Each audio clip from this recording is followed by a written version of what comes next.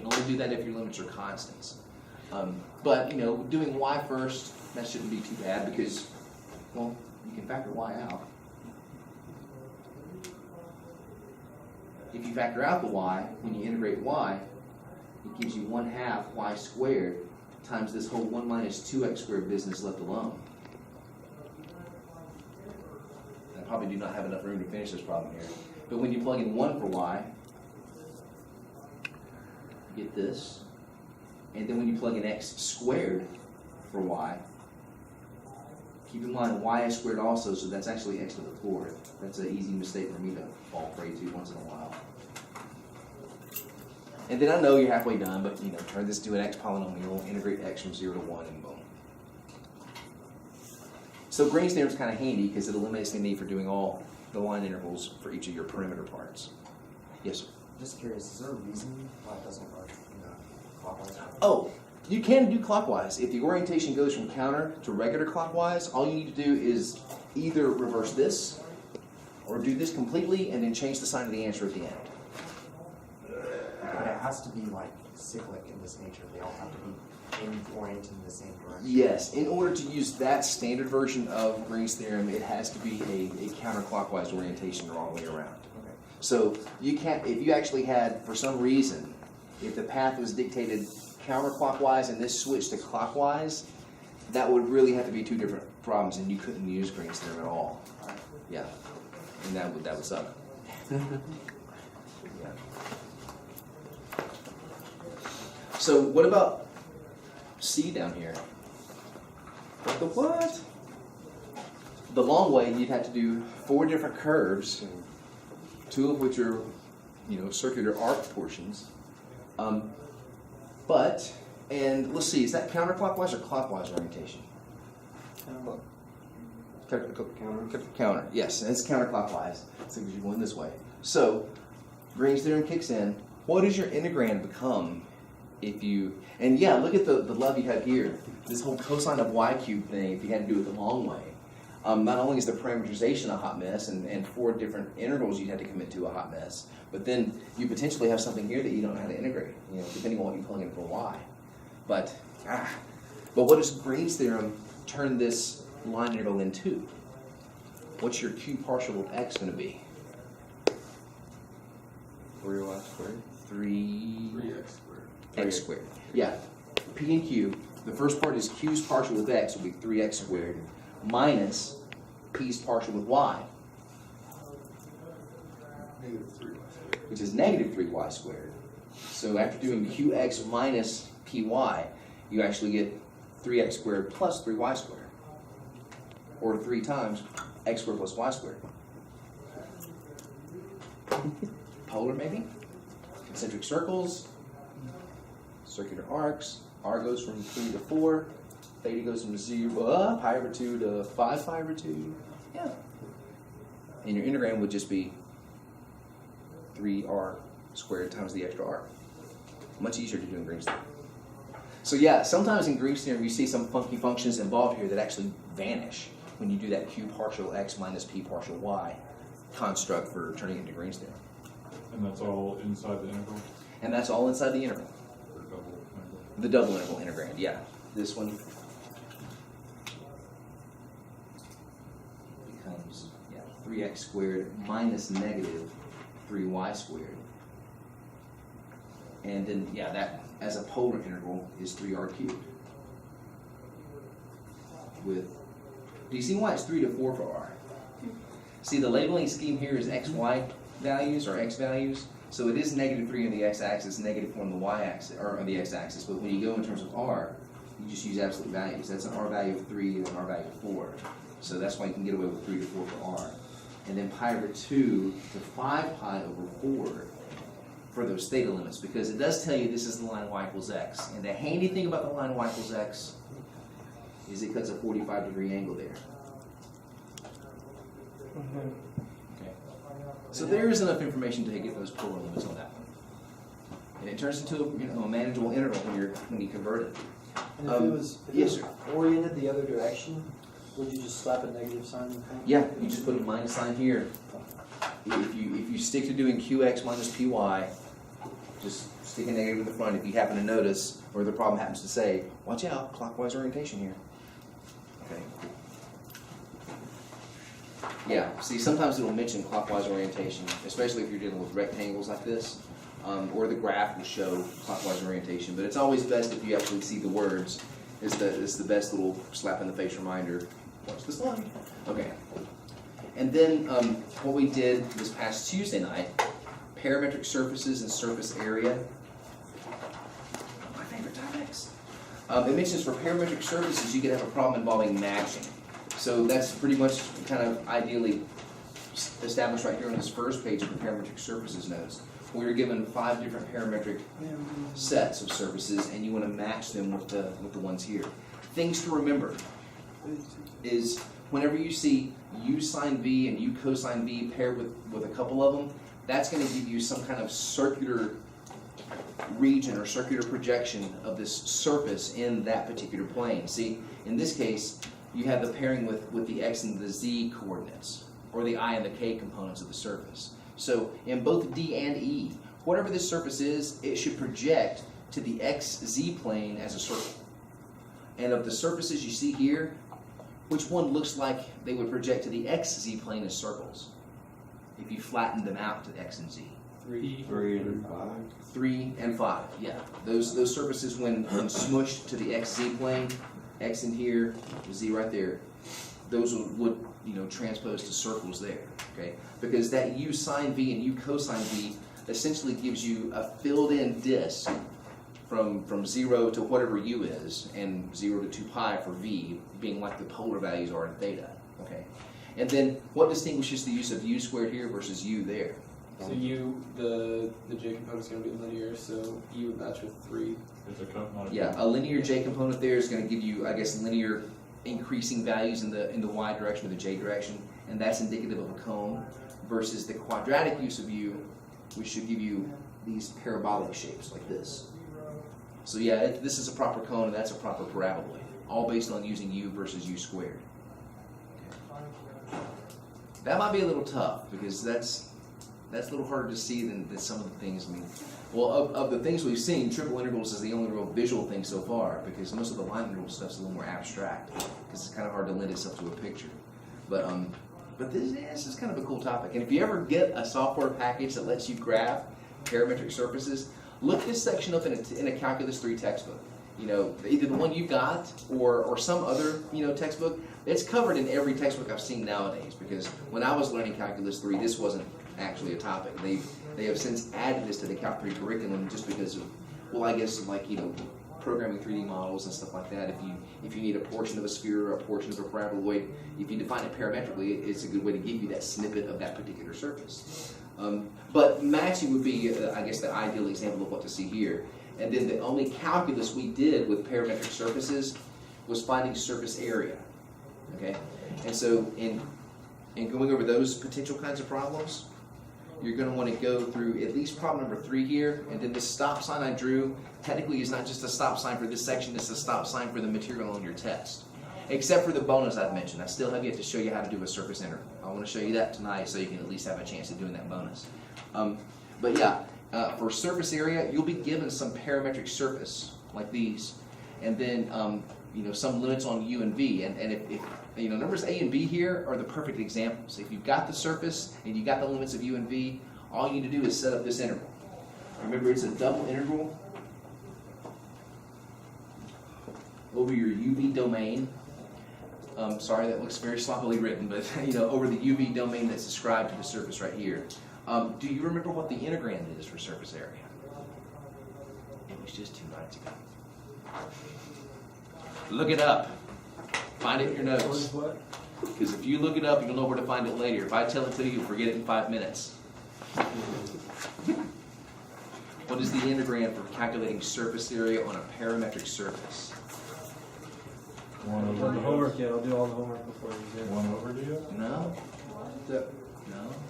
So many other things. On Tuesday night. R sub u Yes. R sub b.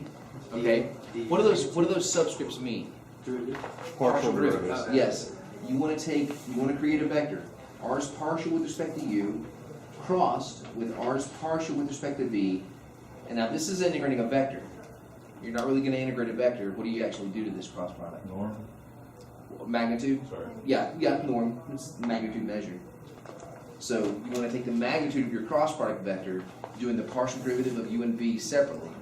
So it's a construction process, I admit, because you got to take a fresh copy of your surface, do its partial with u, and then separately do its partial with v, cross product, just like in test 1 when you're building, like the coefficients for a normal vector or something like that, and then take its magnitude. So by the time you go through that whole process, you should have a function of u and v in here, and that means you'll be integrating with respect to u and v.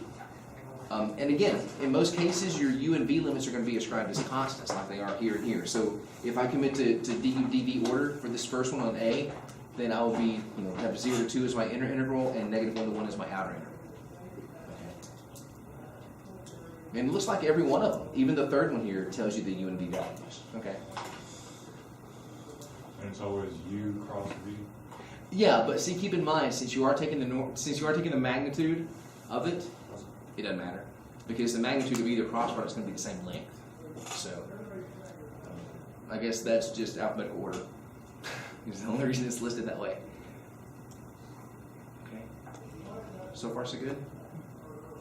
So try some of these out, because this is the freshest stuff. And that's probably, of all the integrals that you've had to create, the ds type of line integrals, the dx, dy, dz type, this one is probably the most lengthy construction process.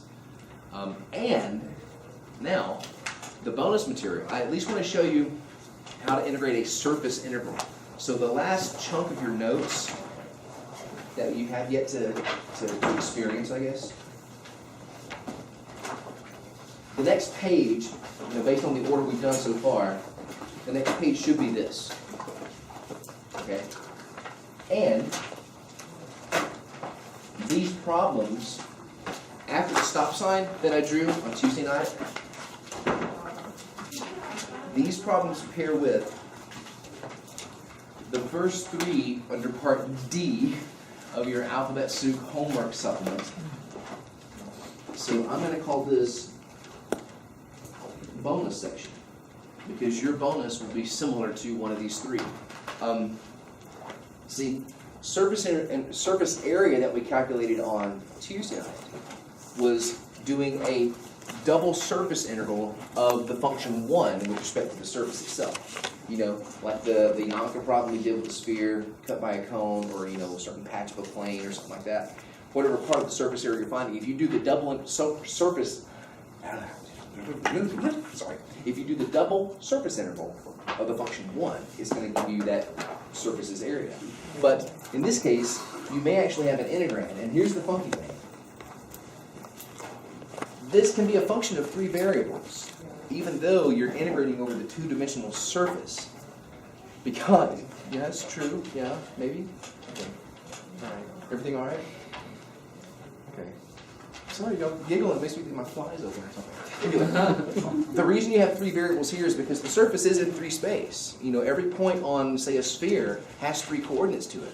And you can plug those 3 coordinates into a 3-variable function, and it generate a 4th-dimensional output. So again, something that really is hard to ascribe itself to a picture. But that's essentially what you're doing. You're summing up all the inputs that this surface gives you, plug into this function as outputs. And if you want to translate that as a 4th-dimensional volume, you're fine. That's okay. But the only difference is the triple integrals, or the double integrals, that we've done so far, the ones that are easy to see are the ones where, well, get a good marker, are the ones where you can actually kind of envision the whole ideal volume. I've drawn this picture multiple times, where you have, oh crap, you slept too. Okay. This is the one I've never seen before. I was nervous using this because it's permanent. You're not permanent, are you? No. It says magic. It says big, and it says dry erase. Okay, good deal. Looks like it. It looks like a. So the double integrals we've done up to this point, you've been integrating over flat regions in the xy plane like this. Maybe a rectangle, maybe something bounded by a couple of curves, and then you project this up to some function in 3 space, And you know, you can kind of think of that as a volume. You integrate this function over this two-dimensional domain, and it represents a proper volume. Now here's the weird part. We're now integrating over a surface out in space. So you're not integrating over the xy plane. You may be integrating over part of, you know, a sphere. Okay, so maybe this is your surface in space. And I really hesitate to draw a picture here, but if there's a function that uses this region as its domain of inputs, okay, and you plug all these points, and these are 3D points, these are points in space, so you can plug x, y, z coordinates into this function right here, and it generate outputs. Now, this is a visualization, but it's probably hideously incorrect, all right, but it's one thing to kind of help you get an idea. If your function depends on this as its domain, then you can kind of look at it as going like this, you know, to some other function out there in 4 dimensions. Maybe, sort of. And then you're kind of calculating this hypervolume where the domain is not just the flat xy plane, the domain is a 3D surface in space, and you're just summing up all this function's outputs with respect to the points on that surface. And the lamest example I always go back to is some kind of Coulomb's electrical charge thing. See if the ds is a differential with respect to surface area. So if you ascribe units to this, they should be what kind of units? Square units. See, in triple integrals, dv will be a 3D volume, like cubic units. So if this function measures, again, like some kind of Coulomb charge per square unit of surface area over a sphere, over a plane, over some kind of cylinder in space, and then you integrate it with respect to the surface itself, you're essentially multiplying coulombs per square unit times square units, giving you the net contribution of coulombs across that whole surface, as a for instance of what a surface integral could be measuring. Okay, so and again, I'm just giving you the generic mathematical version of a surface integral. So just the rough idea of how you evaluate them. Practice these, and this will give you an idea about what your bonus might look like. Will you go over one with us? Yeah, I've got an example right here. Oh, sure enough. Yeah, I don't want to leave you hanging without giving you an example, because it's not, I mean, it's very similar to the ones we did on Tuesday night. It's just, you know, the extra thing is you have a function involved instead of just that guy. It's more than just the surface area part. It's the surface, so the surface area is still there. So that means you still have to do r's partial u, r's partial v, cross some magnitude to give you that part. But then whatever the function is a function of x, y, and z. What do you think you're going to do with the x, y, z in this function based on using this as your surface? Parametric surface. What have we done in the past when we've had x, y, z pop up in your integral and there's a parametric definition for its domain? Well, and the parameterization will be given to you. Plug it in. Yeah, every use of x replaces with its, you know, like in line integrals, every use of x replaces with its t equation, same for y, same for z. In this case, your parametric domain is in terms of u's and v's. So you have a two-dimensional domain because you're mapping this to a two-dimensional surface in 3D, the two-dimensional surface area. So every x, y, and z that you see in this function gets replaced with the x, y, z equations from the parametric surface. So you want to make sure you make that pairing. Always make sure you're aware of the I component being x, the j component being y's equation, and the k component being z's equation in terms of parametric surfaces. So I want us to integrate the function. We're technically integrating this. We're doing the surface integral for the function x, y with respect to this surface. Okay? And it doesn't even tell you what the surface is. Good news is, it doesn't have to. It just says, boom, here's a parametric surface, here's its parametric definitions. Anybody want to hazard a guess as to what that surface might be? You don't have the u cosine b, u sine b like we did on Tuesday night, but Some plane? some plane. What lets you think it's a plane? Because they're all first degree. Yeah, every use of u and v is linear, nothing squared, nothing trigonometric. If it's all linear across the board for u's and v's with some coefficients and maybe some addition and subtraction thrown in, it's a linear relationship. It'll map to a plane. So this is some sort of, you know, tilted plane out there in space that you're using as the domain of the surface But the main thing is to remember to let x, y, and z pair with their UV equations like this in I, J, K alphabetical order. So to set it up, see, here's the generic version of a surface integral, what I call the theoretical definition of it, the one that you can't really do anything with. You transform it into this. And see, that's what it tells you there. Take your function, which here depends on x, y, and z, and now you want to make it a function of u and v by replacing x, y, and z with these equations. Now, you may not always have x, y, and z appearing in the function, but any use of x here is going to be replaced with u plus v. Any use of y in this equation is going to be replaced with 2u minus v, and any use of z, if it were in there, would be replaced with 3u. So that's what this notation stands for, is to make the x, y, z replacements from your parametric surface. So that'll turn the integrand into something in terms of u's and v's. But in addition, you need this surface area compensator here, because you're sort of transforming it into being, instead of you're integrating over this surface in space. And so that's why you have to still do a surface area calculation based on this. R's partial with u, and R's partial with v. I always set those up in parallel so you can sort of do a shortcut version of the cross product. R's partial with u, component-wise, is going to be 1i, 2j, and 3k. Everything copacetic? Plumb, blush, square? Okay. And then R's partial with respect to v is going to be 1i, negative 1j, and 0k. So in this case, kind of handy that you're integrating over a plane, because you get constant vectors for your partials, and therefore your cross product is going to be a constant vector as well. Any questions so far? No, So again, if you don't like the way I do cross products, tough, it's our last night. I always line them up. I always try to line them up this way so that you can still commit an I column here and a J column here and a K column there. And if you want to, write a little phantom I, J, K up above each of those columns. So I know I'm sort of cheating the determinant 3x3 determinant process, but if you got them pretty neatly lined up right here, cover up your I column, and then there's your 2x2 determinant to get the I component. 0 minus negative 3, so you should have a 3i for your I component in the cross product. And then the J component, because you're expanding by cofactors, and the cofactor is -1, and that can go in one ear and out the other if necessary. But when you cover the J column, I just tell them to reverse the order of the 2x2. Usually it's upper left times lower right minus the other diagonal. In this case, and only in this case, you flip that. You do this times this, 3 minus 0. So you should have 3j as your J component. But you know what the beauty is? Even if you get that wrong, you're eventually taking this thing's magnitude.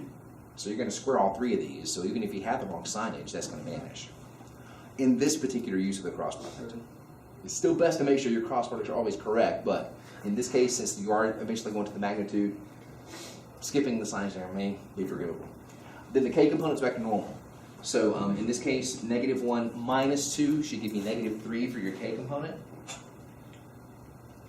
So my magnitude here is the square root of, 9 plus 9 plus 9, square root of 27, which is 3√3.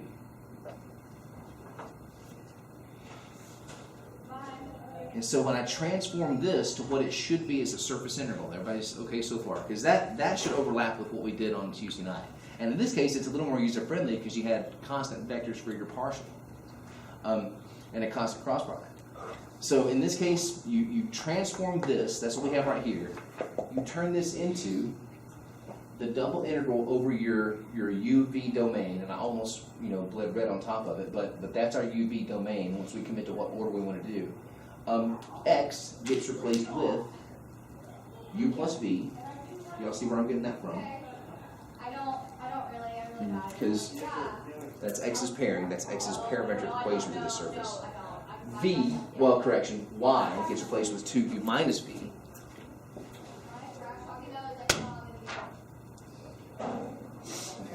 And then this is going to be a UV polynomial. You need to shut that door. Oh, Something knocked over. Okay.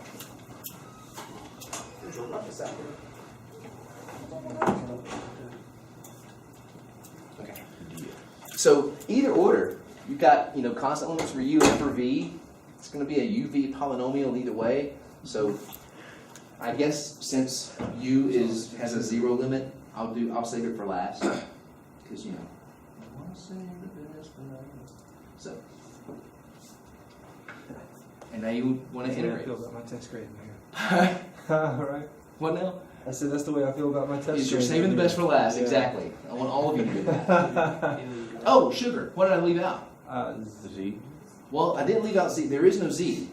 But there's something I did leave out, which prompted me to shout the expletive sugar. Your R cross, whatever. Yeah. See, this is the generic Yeah. form that I started with. I've made the replacements for X and Y and Z. Now, in this case, Z doesn't have anything to replace with, so that's why I left Z out. But the DS gets replaced with 3√3. the 3√3 times dA, which means you're translating it to du dv limits. Okay, so sorry about that. Let me wedge that in there sideways somehow. So that should be in there. So let me copy this over. For those who are D2L dependent on getting their examples.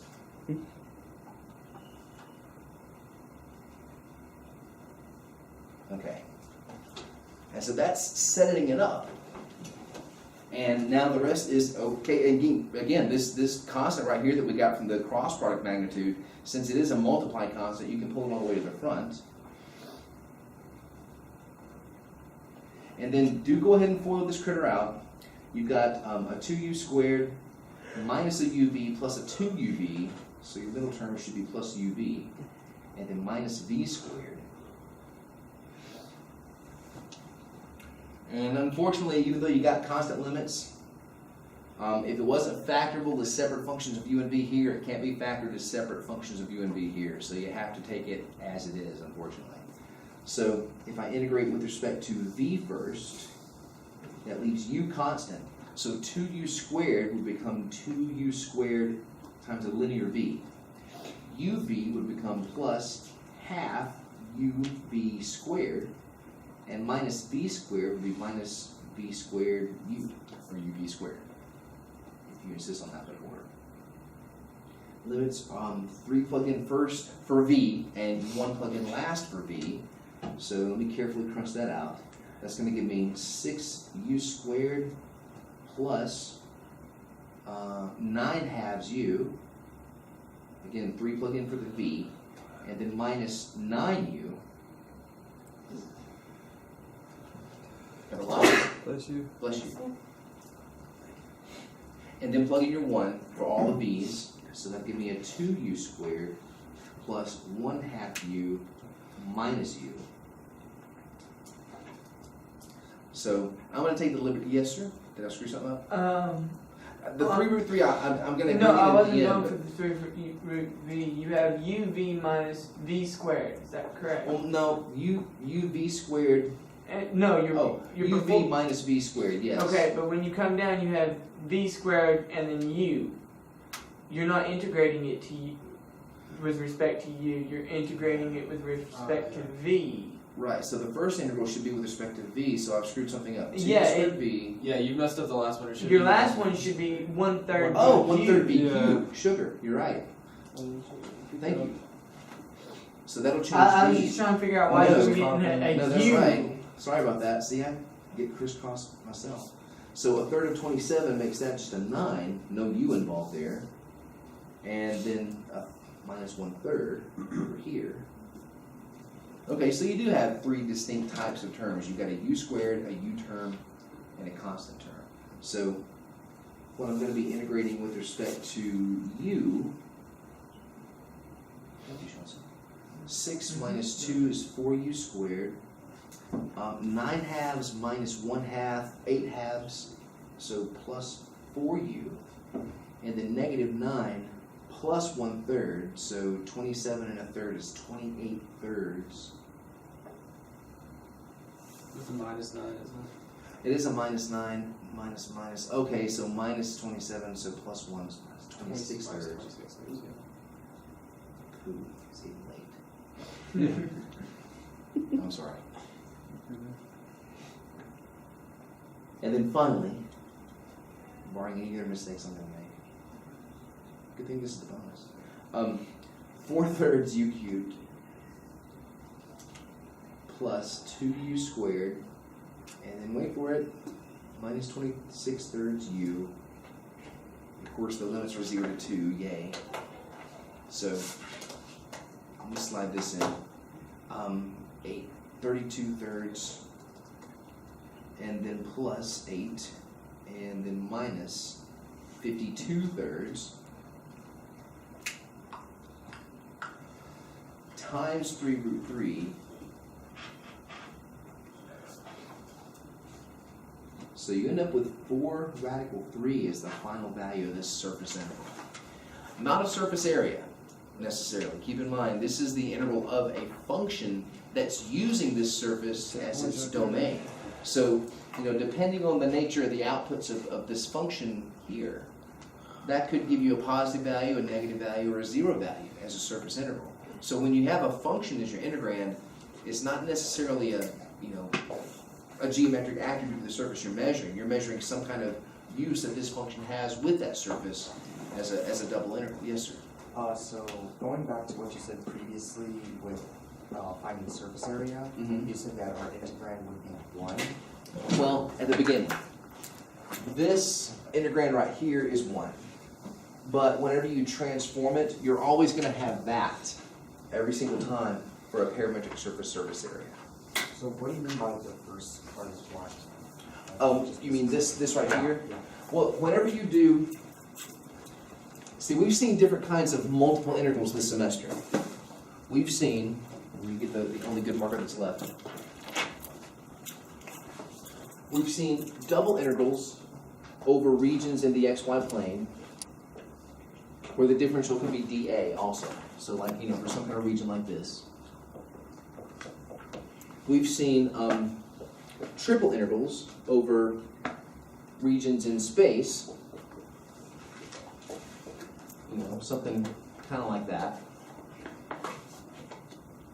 Okay, and where that's the region D.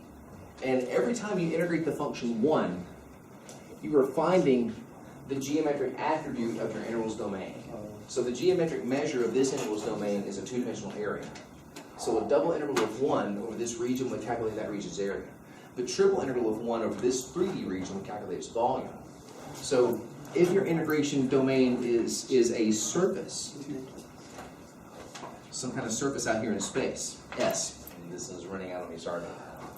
But the double integral with respect to a surface for the function 1 is this domain's geometric attribute. And even though it's a 3D region, it has no thickness.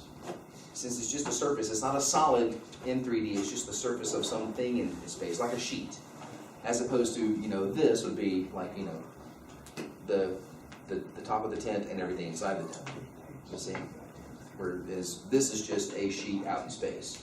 Nothing beneath it, nothing above it, it's just the sheet is the domain. So the only geometric attribute measure it has is its surface area. The complete geometric measure you could use here is volume.